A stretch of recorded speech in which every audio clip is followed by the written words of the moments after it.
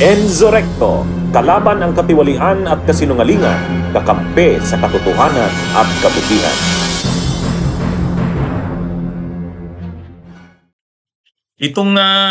Itong issue na ito kay Suntay, mga kabunyog, galit na nga ang mga kababaihan. Actually, hindi lang kababaihan. Ang buong bayan, galit dito kay Suntay. Talagang sobrang bastos. Itong kongresista ng 4th District ng Quezon City, itong si Jesus, Jesus pa naman ang pangalan. ah, Jesus pa naman ang pangalan. Oh, pero bastos. O ngayon, galit ang mga kababaihan, ito namang si Topacio na isa ring kilalang DDS, sumausaw pa sa kabastusan. Kaya lalong umiinit ngayon ang sitwasyon. Ngayon pa, na buwan ng Marso, na ilang araw na lang, actually 2 araw, March 8, International Women's Day na. Ang tindi ng mga mga kabunyog ng mga kababayan. Grabe. So yan ang nangyayari ngayon. Galit na nga ang mga kababaihan kay Suntay. Sumausaw pa ang DDS na abogadong si Topacio sa kabastusan. Pinagtatanggol si Suntay. Wala daw mali doon kay Suntay. Ano lang daw yun? Imagine niyo yan, mga kabunyog, mga kababayan. At ngayon pa yan na Women's Month. Kasi ang March 8 ay International Women's Day. Kaya ang mga kababaihan ngayon talagang mainit ang dugo dito sa Suntay. Tapos nadagdag pa itong si Topacio. Minsan pa pinapakita dito na itong mga DDS na ito walang paggalang sa kababaihan. Sa bagay, kahit naman yung kanilang iniidolo, yung kanilang amo na si Digong, ganun din, malala pa. Kaya ito mga ang dito, hindi sila tingin nila walang mali. Yung asawa ni Suntay nagsorry. Nagsorry yung asawa ni Suntay. Ang problema, yung asawa nagsorry. Pero si Suntay mismo, nagsusuri ba si Suntay? Nagsusuri si Suntay pero hindi buo sa loob eh. Hindi buo sa loob. Wala naman talagang yung totoong sincerity sa kanyang sorry. Tapos biglang entrada itong si Topacio. Sabi ni Topacio, wala namang masama doon. Yung nagnanasa ka, wala, hindi kasalanan yan, sabi ni Topacio. Alam niyo kung ano pang binanggit niya? Yan nga si Sara Ilago ng Kabataan Party List ng Gabriela. Ano ko yan? Pinagnasaan ko yan. Ganun pa yung term na ginamit niya. Ganun kabastos itong si Topacio. At sabi niya, ito namang kapatid daw ni Ann Cortez na si Jasmine Cortez Smith. Ano daw? Bakit nga niya kayo bakit kayo pinapakita niyo yung mga katawan niyo? Yung mga pictures ninyong nakabikini kayo. Diba gusto niyo kaya pinapakita niyo yan para sumikat kayo pag nasaan kayo ng mga lalaki? Matindi mga kabunyog.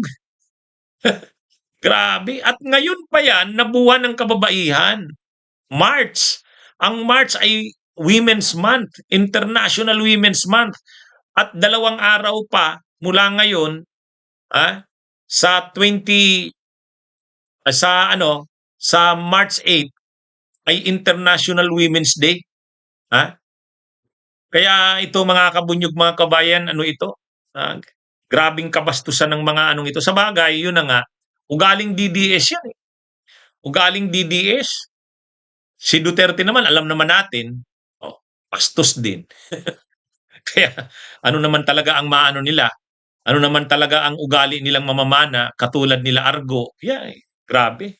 Alam nyo, hindi naman tayo nagpapaka-perfecto. Hindi naman tayo yung parang righteous tayo. Hindi naman. Pero wag naman tayo maging bastos. At lalo pa, babastusin mo kababaihan. Sa panahon pang ito, ang dami na nating batas para sa paggalang sa kababaihan. Bawal Bastos Act, yung Safe Spaces Act. mayroon tayong Magna Carta for Women. Mayroon tayong Violence Against Women in the Children's Act.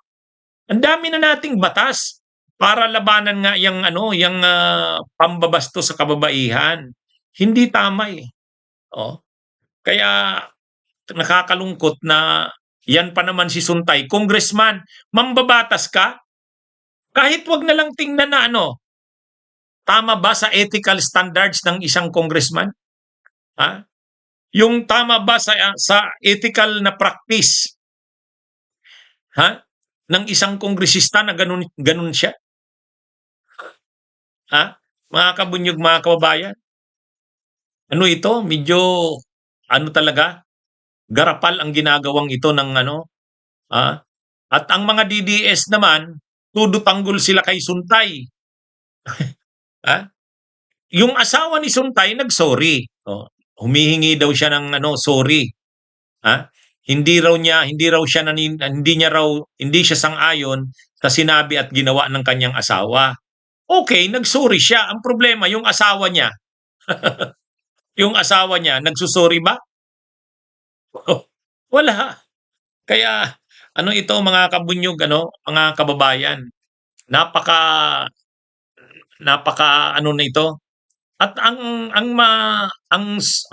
dito, ang sobrang kagarapalan dito, ngayon pa naman na siniselebrate ang International Women's Month, March. At ang March 8 ay nakadeklara yan na International Women's Day. Doon man lang hindi naman lang mga kabunyog, hindi naman lang binigyan ng respeto. Okay? Mga kabunyog, mga kababayan, magandang araw sa inyong lahat. Mabuhay po tayo. Bunyog, bunyog, halikan na kasama ka. Bunyog, kapag buklod ay may pag-asa. Luzon, Visayas, Mindanao, isa ang pananaw. Sa bagong Pilipinas ang bunyog isisigaw. Bunyog.